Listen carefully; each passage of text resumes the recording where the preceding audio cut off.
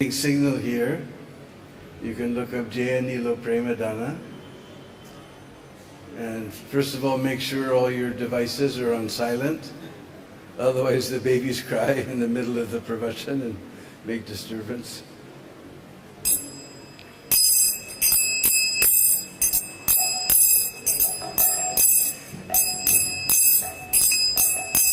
Jaya Nilo Premadana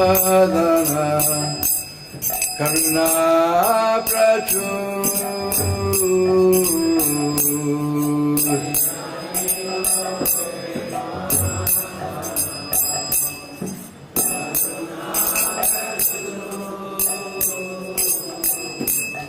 Deena Prabhu Kota Gela Acharya Thakur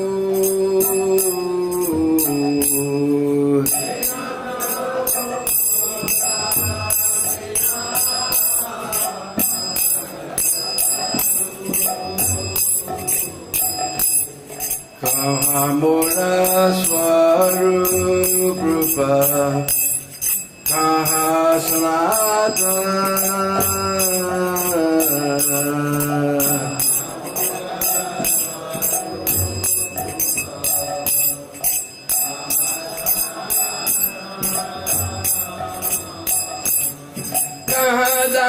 Sarago Nata Patita Pava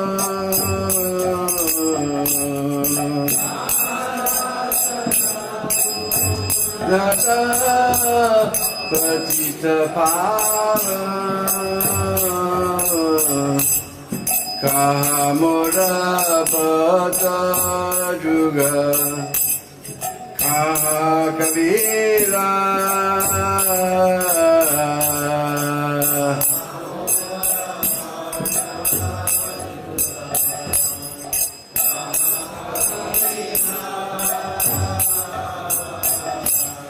Ekakale kota gela gora natara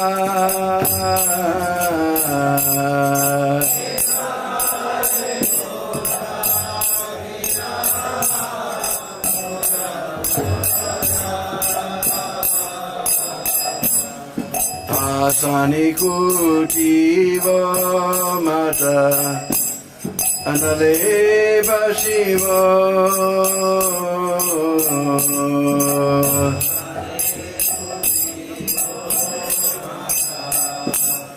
Anale Bashivo Goranga Gunera Niri Kota Gile Pavo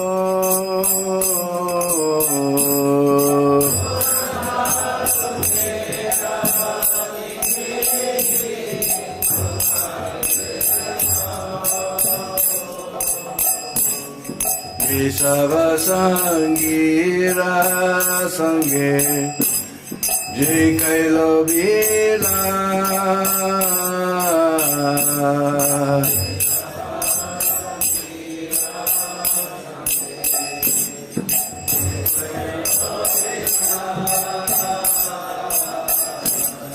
Tedangana Paya Kande Narotamada Tedangana Paya Kande Narotamada Jaya Nilo Premadana Karuna Thakur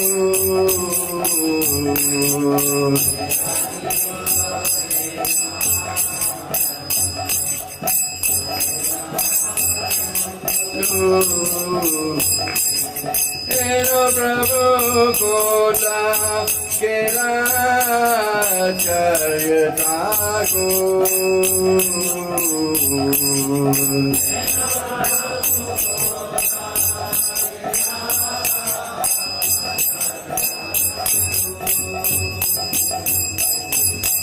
Eno Prabhu Kota Kera Raghunandanago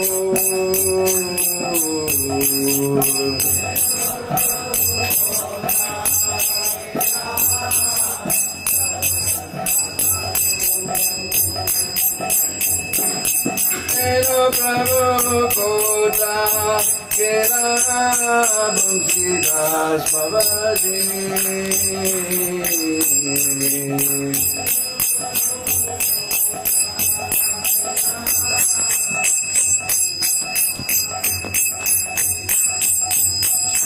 Jaya Vaishnava Thakur, Jaya Vaishnava Thakur, Jaya Vaishnava Thakur, Jaya Vaishnava Thakur.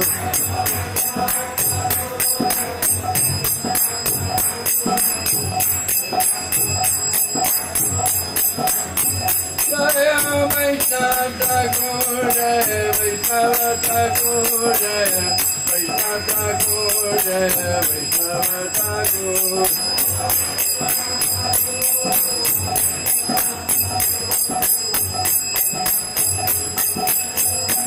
Jaya Jaya Prabhupada, Prabhupada, Prabhupada, Dila Prabhupada.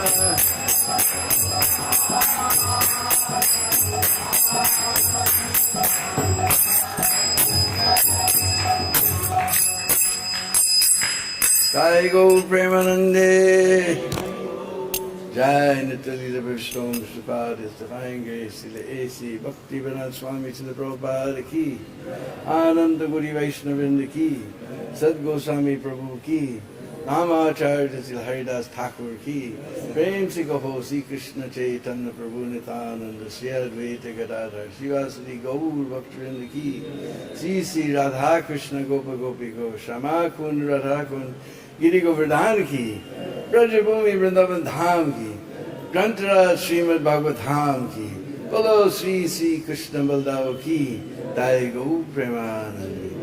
All glories to thee, Samudavare. All glories to thee, Samudavare. All glories to thee, Samudavare. All glories to Shri Guru and Gauranga. Glories to you, Srila Prabhupada.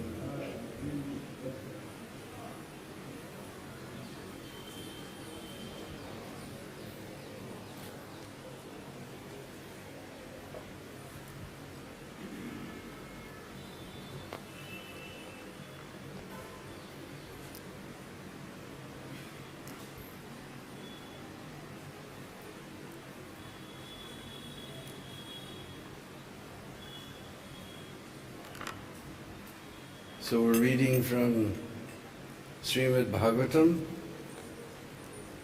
Canto 10, Chapter 61, Lord Balaram slays Rukmi, beginning with text 13 or 14? 13 to 18. Om Namo Bhagavate Vasudevaya.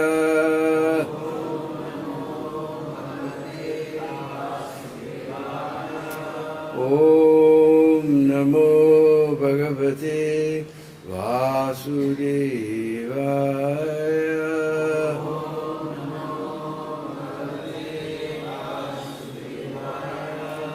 Om Namo Bhagavate Vasudevaya.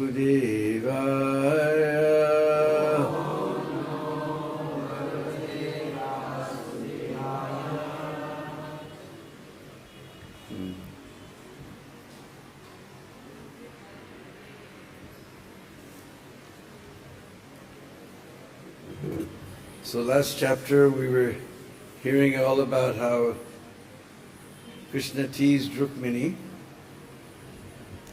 and it was amazing how almost every speaker repeated the entire story over and over and over and over.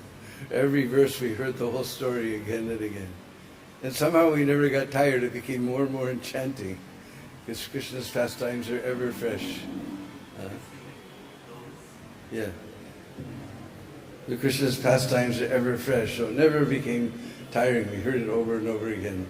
Now we're just hearing lists of names, but this is very nice because these are the these are the family members of our Lord. So these names are very, very special. So we'll just chant responsibly text number 13, and we'll just chant all the others and read the translations. The text 13.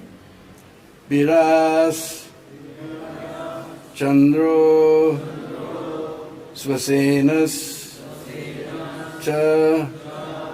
citragur, Vegavān, Vṛṣa, āmaḥ, śaṅkur, Vasu, śrīmān, kuntir, Nagnajitī, sutāḥ, vṛṣaḥ candro śvasenaś,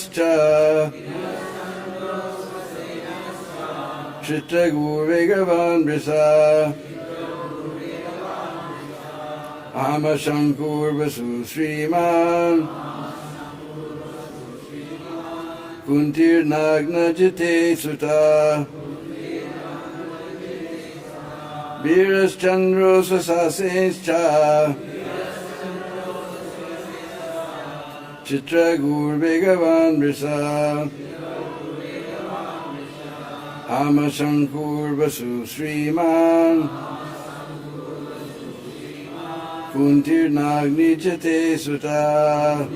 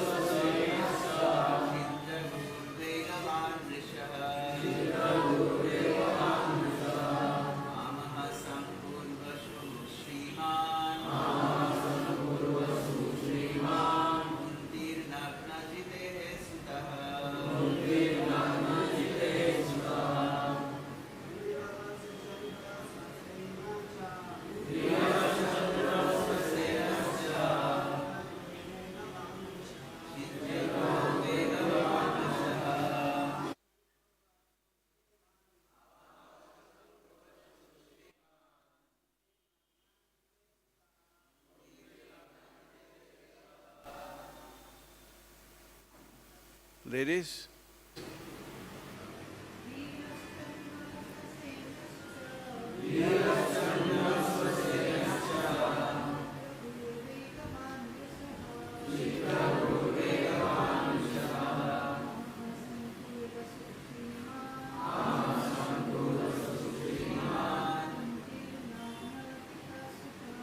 Kuntir Nagnajitī sutāḥ.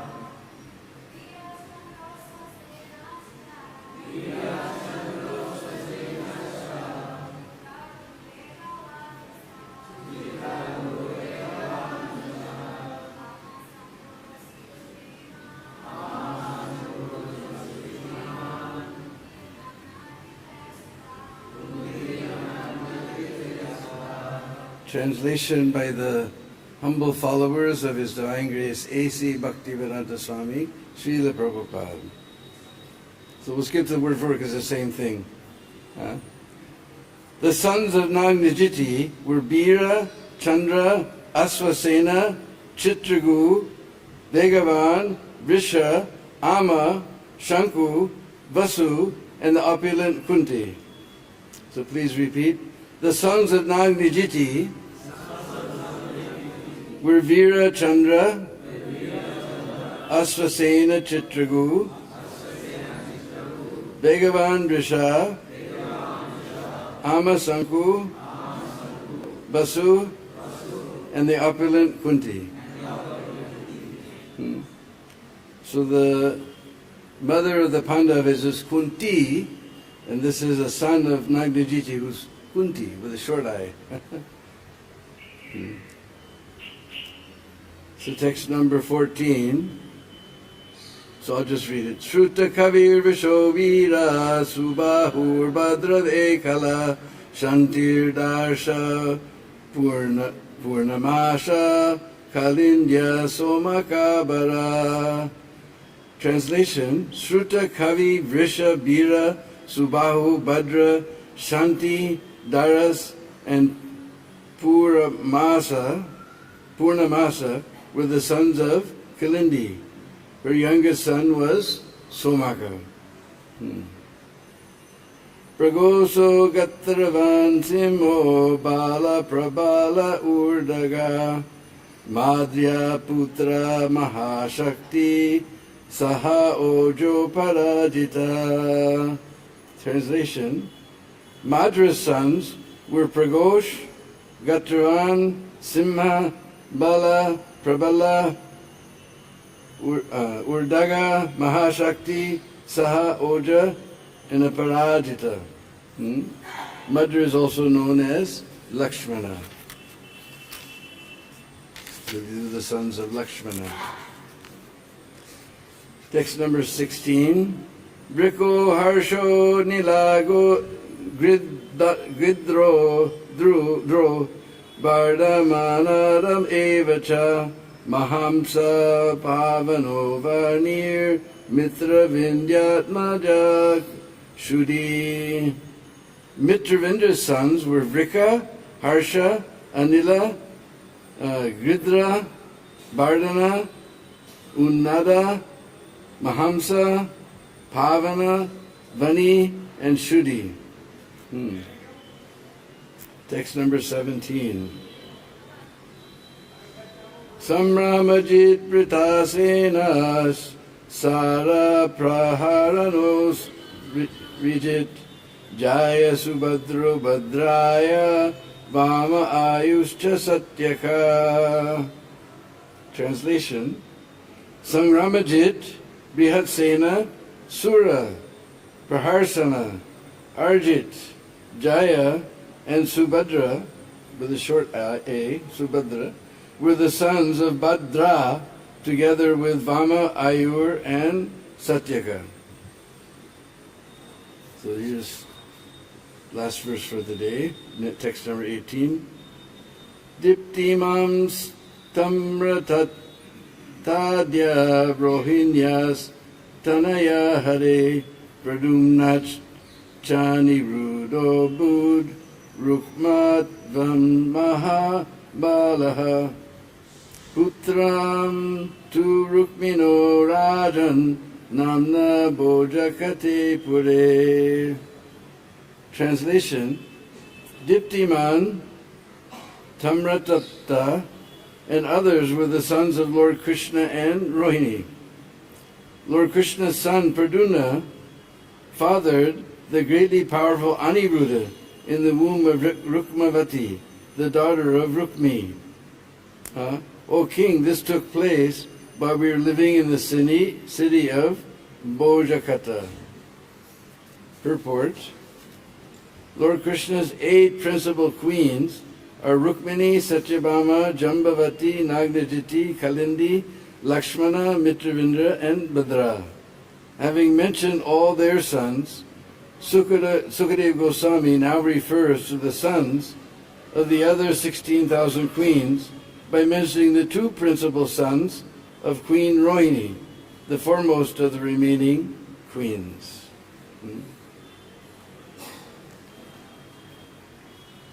Hare Krishna. Om Ajnana-timirandasya Gananjana Shalakaya Chaksurun Militam Jena Tasmai Sri Gurave Namah. Sri Chaitanya Manobhistam Tapitam Jena Bhutale Sayam Rupa Kadamayam Tadati Svapadandikam Aradhanastrinandantai Vridam Yache Puna Puna Srimad Rupa Padambujo Dvisyam Janma Janmani. Jaya Sri Krishna Chaitanya Prabhu Nityananda Sri Advaita Gadadhar Shivasari Gaur Bhakta Vrinda. Hare Krishna, Krishna Krishna, Hare Hare, Hare Rama, Rama Rama, Hare Hare. Panchakalpatrubhyascha kripasindhubhevascha patitanam pavanebhyo Vaishnavebhyo namo namah.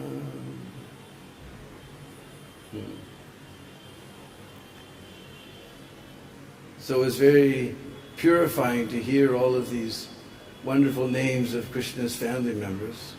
Of course, we've been hearing how there's practically unlimited, there's trillions and trillions of family members. So we're just getting a little sample.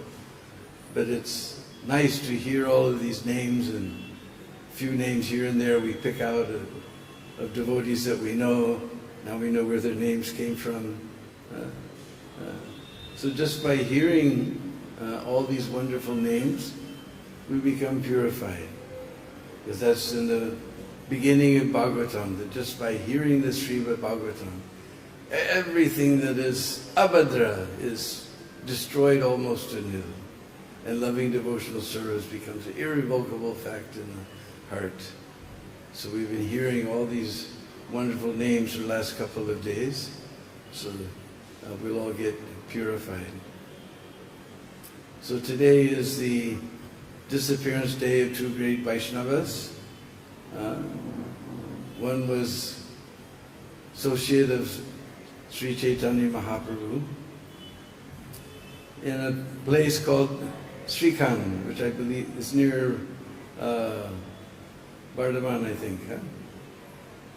There's a place called Srikhand. We know this name is very famous. Many devotees come from this place. There was Mukunda Madhav and Nahari Sarkar.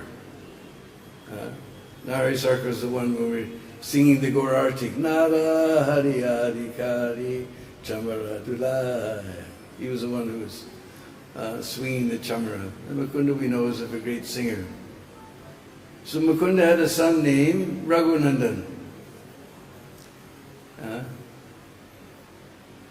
And they had a very beautiful deity named Gopinath that had been worshipped in their family for many, many, many years.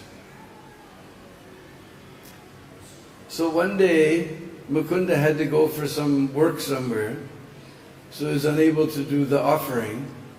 So we called his young son Raghunandan, who was probably only about 5 years old, and he said, "This deity has been worshipped in this family for many, many generations. My father, his father, his father, and so on.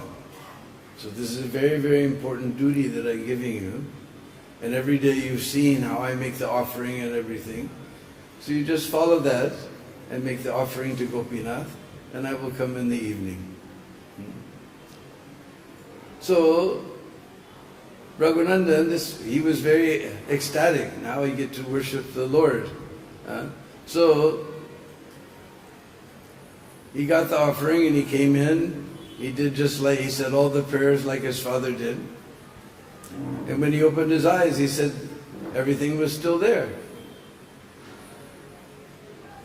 He said, "Oh, if my father comes back and Gopinath didn't eat, then I'm going to get in big trouble." And he said, "Please, eat the offering." Because he was just 5-year-old boy. He didn't know that just by hearing the words of love of the devotees, Krishna is able to eat. We hear every morning, Angani Yasya Sakaladi, all his senses are able to do the job of any other sense. With us, we can only see with our eyes and hear with our ears, but Krishna's senses can do anything. So he looked again and he saw the bhoga is still there. And he said, "I'm going to get in big trouble, please eat, please eat." So Krishna's heart melted, Gopinath's heart melted. So very quickly he ate everything on the plate. So then he saw the plate was empty, he took it, washed it, and put the deity to rest. And later in the afternoon, Mukunda came home. So he asked Raghunandan, "Did you make the offering like I told you?" He says, "Yes, Pitaji." "And where is the prasadam?" "Prasadam? Gopinath ate everything." And Mukunda thought, this boy is not a naughty boy. He's not accustomed to telling lies. What did he mean by that? There was something funny going on here. So next day he told Raghunandan, then I have to go again for some work. You please do the offering just like you did yesterday. So Mukunda, he went out the door, and then he came in at the back door very stealthily, and he hid himself. And here comes poor Raghunandan. He puts the little boy, he puts the plate down, the boga. He says all the prayers. He opened his eyes. Nothing. Everything is still there. Then with tears in his eyes, he's telling, please, please, my father will become angry with you, eat. And still he saw everything is still there. Then with tears in his eyes, he said, please, please eat. Please, please eat. So then Gopinath reached down, took a laddu, and he took a bite of half of that laddu. Then he spied Mukunda's hiding in the corner. So he stopped eating. He stopped right there eating. And Mukunda came and he just grabbed Raghunandan. He put him in his lap and began to, with tears flowing from his eyes, he began to praise the glories of this little child. That you actually were able to see the Lord eat. You're so fortunate. And he was just crying and crying. And it's said that if one is very fortunate and he comes to take darshan of the deity, for those who are very fortunate, they can still see the half-eaten laddu in Gopinath's hand.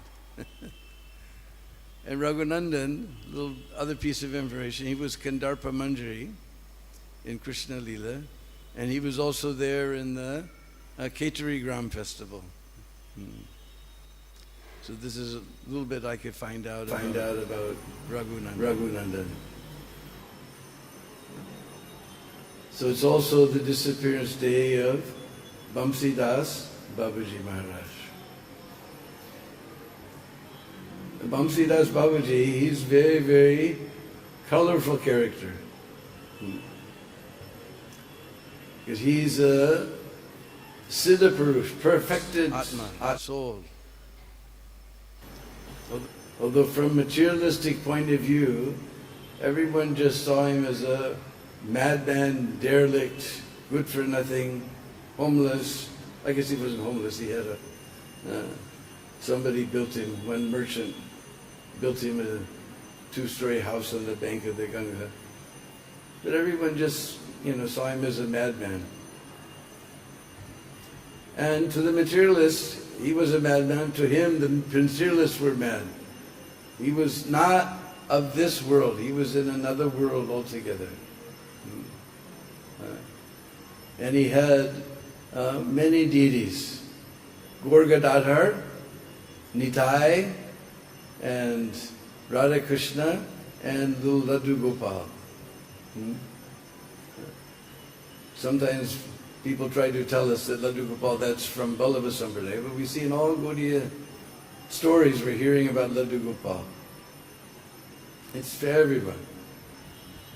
So, and he used to carry them with him, and he sometimes, and he would worship them, and he would practically only talk to them. He was always talking to them, and his schedule was completely unworldly. Any time of the day you could find he was cooking the offering and making the offering. No regulation whatsoever. And he had very few possessions, just a couple of pots to cook, his artik bell, little achman patra, and a few other things like that. And he never wore any outside clothes, bahirvas. And one devotee finally asked him that, why don't you cover yourself? He said, I only have ka. Ka means kopin, karanga means pot, and kanti mala. So I only have ka. Baha is for those who were bahir, in the bahiranga shakti. Those who were in the bahiranga shakti, they have bahirvas. I have no bahirvas. I only have ka. So, like that. And he never talked to hardly ever talked to anyone. There's only very few people in his very intimate circle whom he talked directly. Otherwise, anybody would ask him a question, he would answer to the deities. And he would never talk in first person, I. He never said I. He said, Babaji wants to go here. Babaji would like some milk. Babaji would want some this. He never talked in his first person, that I want to do this, Babaji wants to do this, Babaji likes that. And many people came to seek his blessing, because everybody thinks in India that sadhu means yadu, jadu, magic. So those with materialistic desires, he would just completely ignore them. And other people, he would give answer to his deity. It may not be the answer they were expecting, but he would give answer to his deities. And his relation with deity was very special. Not of this world. He was in another world. And he loved Srila Bhaktisiddhanta very much. Whenever you see Bhaktisiddhanta coming, either he would say, oh, a manjari has come, now we'll hear something about Krishna. Or if he saw Bhaktisiddhanta, he said, oh, someone who's very dear to my Gora has come. Someone who's very dear to my Gora has come. And Bhaktisiddhanta had great respect for Vamsidas Babaji. And he always, in the beginning, he would send many devotees to serve him, because he's living on the other side of the Ganga.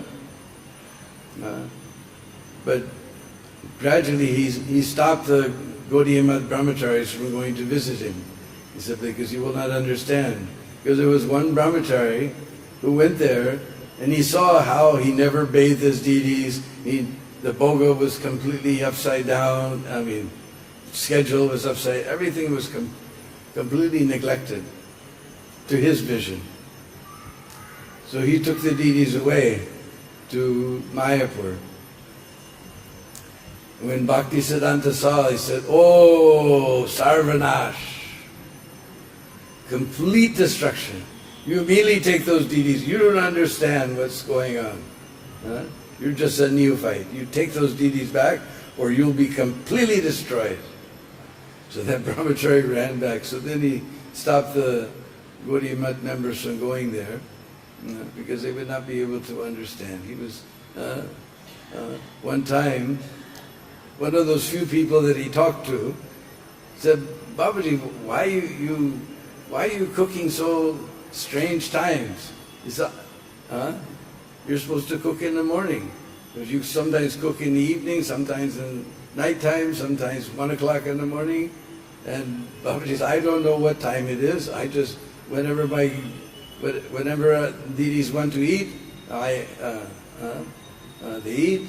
This Gopal, he has no problem. Every day a cow comes and gives him milk. Just this Gornitai, they're rascals. I have to feed them all the time. And Radha Krishna, if they want something else, then they can make the arrangement. He became very angry. He said, they can make the arrangement. Like that he would talk. And he never locked his door.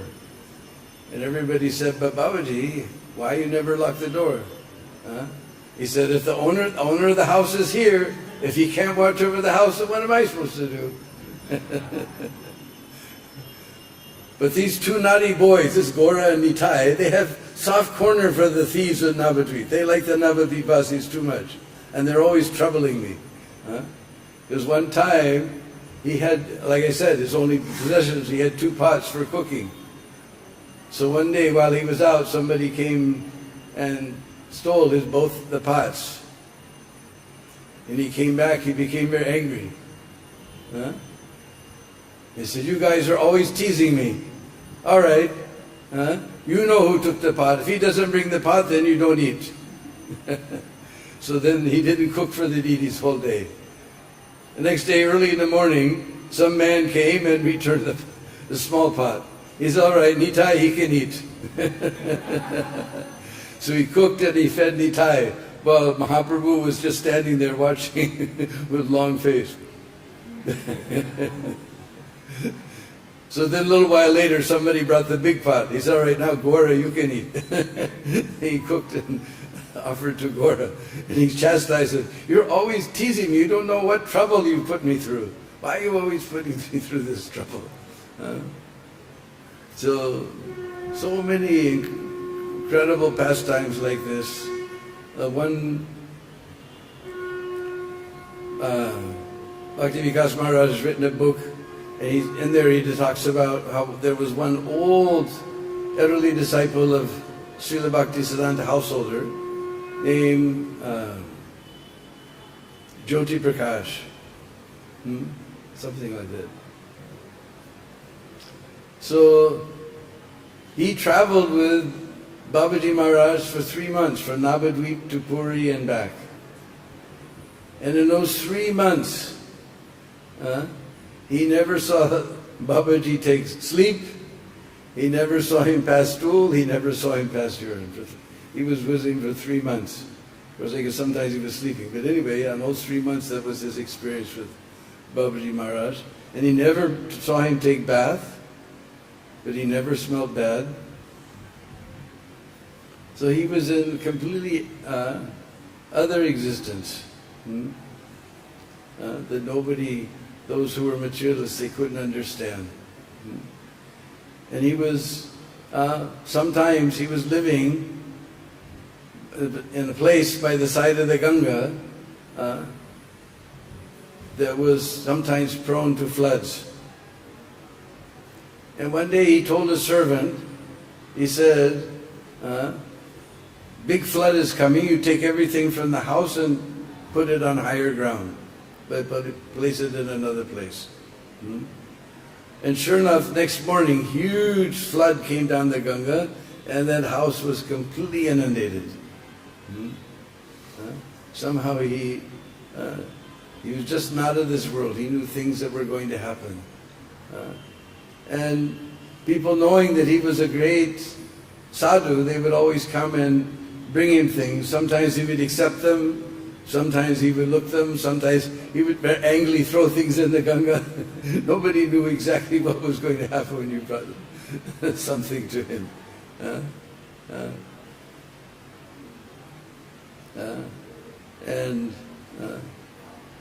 Like that, he would just accept things and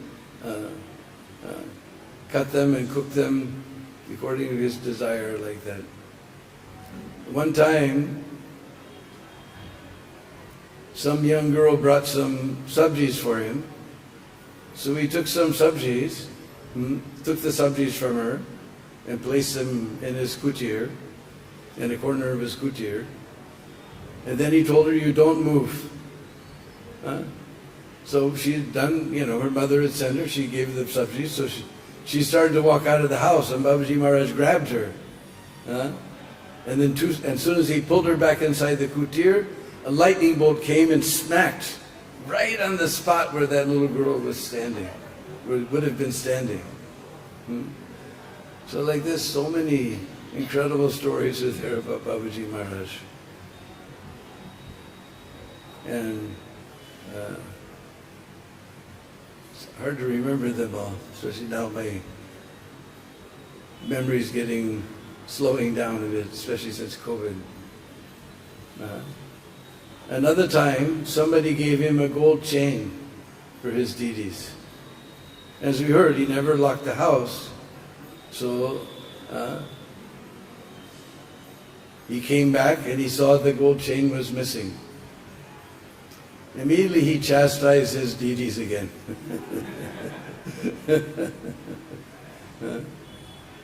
He said, tell me who took it.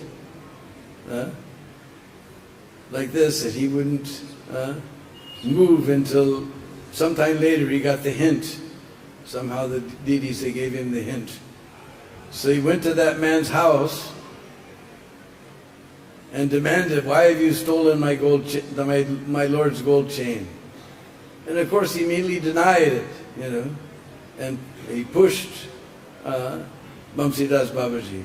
But Bamsidas was not deterred. He said, no, you have taken it. You came and took it. And he denied it. So then there was, some noise was going on. So in the village, as soon as people hear noise, everybody comes. They want to see the fun. So big crowd gathered. When they finally understood, they said, why Babaji is coming? He doesn't go anywhere. Why he has come to your house? You must have stolen it. If you don't give him back that chain, we're going to destroy you and your house. So he immediately ran in the house and gave Babaji the chain. He gave it back, put it back on his deities.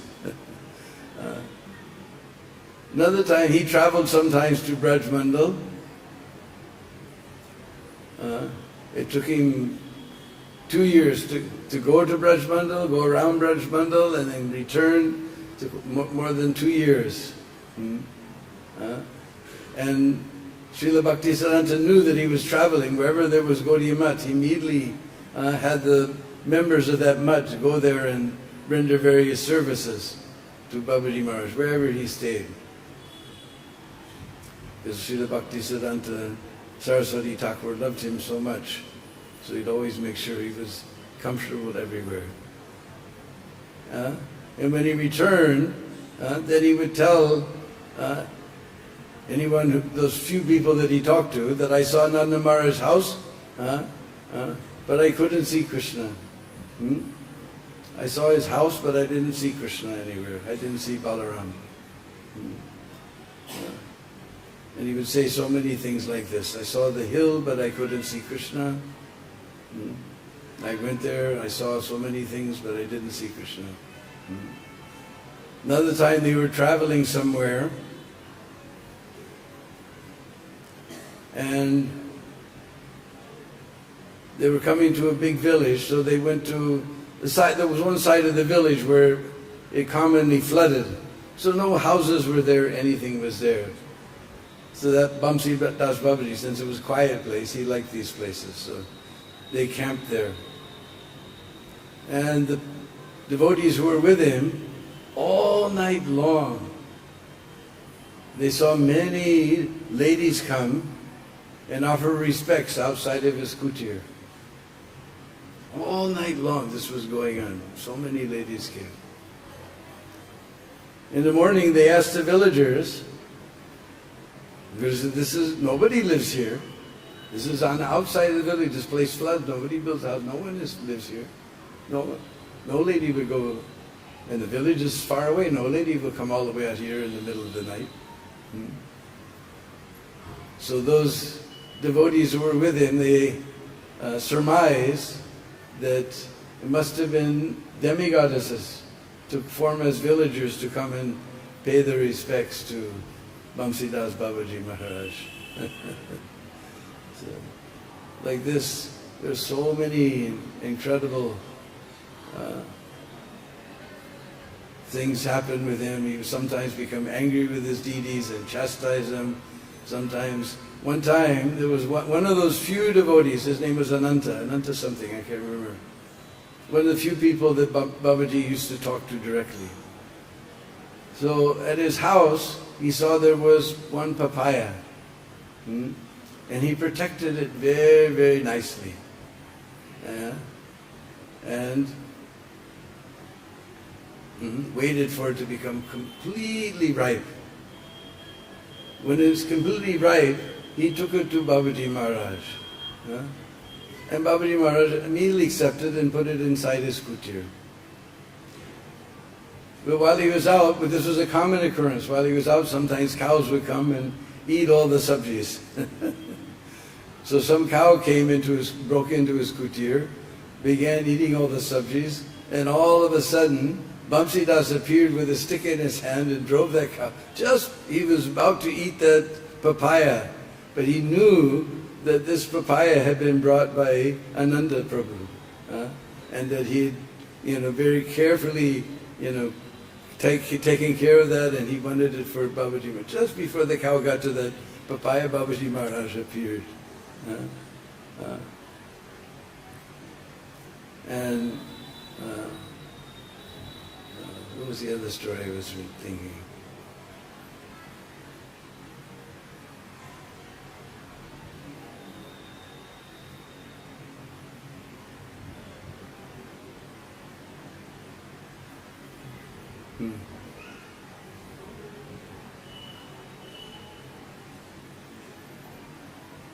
Anyway, he was a very, very divine person, living in a completely other universe, not in this material world.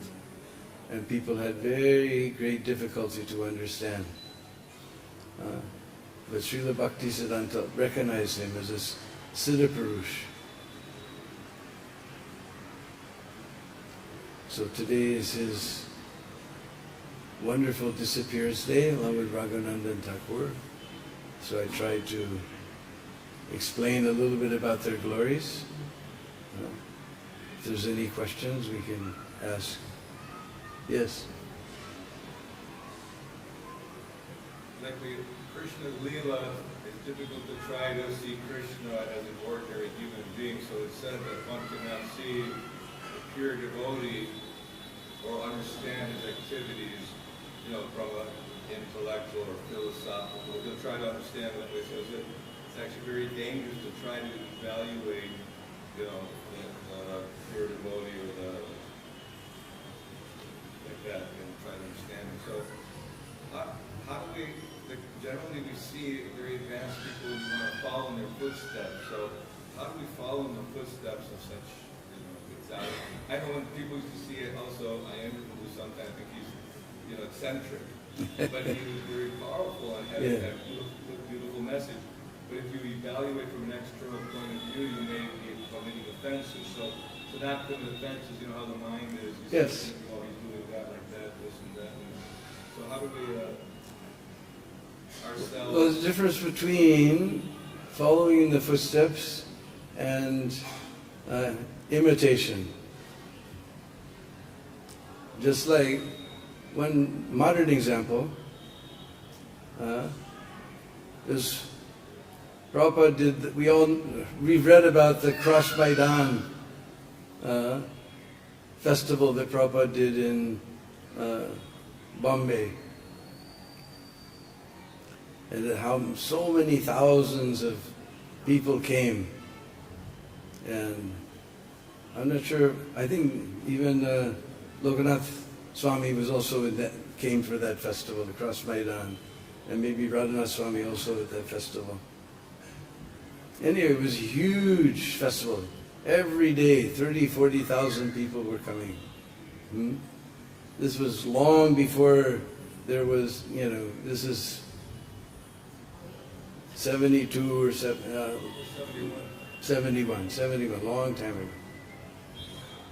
It was before, and I had gone to Dallas and we opened up with a devotee named Mohanananda, and we opened up a temple there in Dallas. And Gaur Purnima came, and we didn't, those days nobody came for Gaur Purnima festival to Mayapur. It was a long time ago. So we made a Lord Chaitanya festival in a famous park there called Lee Park. And we did a lot of publicity, and we had made this big paper mache statue of Lord Chaitanya, and we started from one end of the park. We had a big procession down to Lee Park, and then we had a big festival, and we fed so many people. And so we estimated that maybe 2,000 people came. So we were very proudly wrote to Srila Prabhupada that we did a festival here in Dallas and 2,000 people came. And Prabhupada's letter came back, that's very nice. I'm doing festival here in Cross Maidan for last week, and every day 30,000 people. So anyway, somebody got the idea that we should repeat that. But if you go to that time when Prabhupada did in 71, Cross Maidan was the place to be. Now Bombay's expanded, and if you go there, it's a completely neglected place. It's not nice at all. So instead of following the footsteps, would to find out where's the place where it's convenient for everyone to come. That time Cross Maidan was a big thing. So they tried to do the same thing at Cross Maidan. Only thing that saved it was the internet.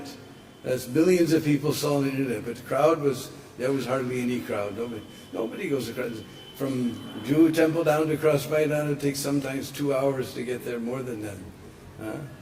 So that's imitating, as opposed to following the footsteps. Would you find out, that place that nowadays is convenient for people to come, and that's the place of Bombay nowadays. So that would have been a much better idea. That's the difference between imitating and following in the footsteps. Following footsteps, Prabhupada picked Cross Maidan. Why? Because that was the place. Now I can't remember, some Dada or some places, the place nowadays. Especially if you want to get the nice people to come. They won't come all the way down there to Cross Maidan. So we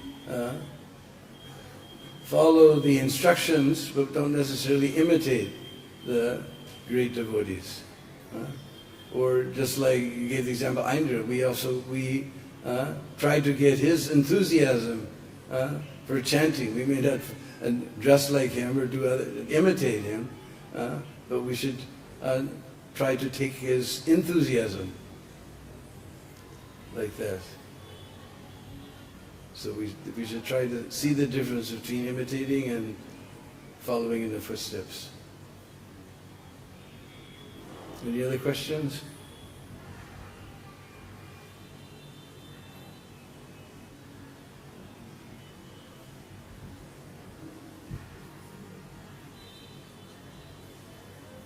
No more questions? Everybody's hungry. All right. Hare Krishna. In the Bandhu,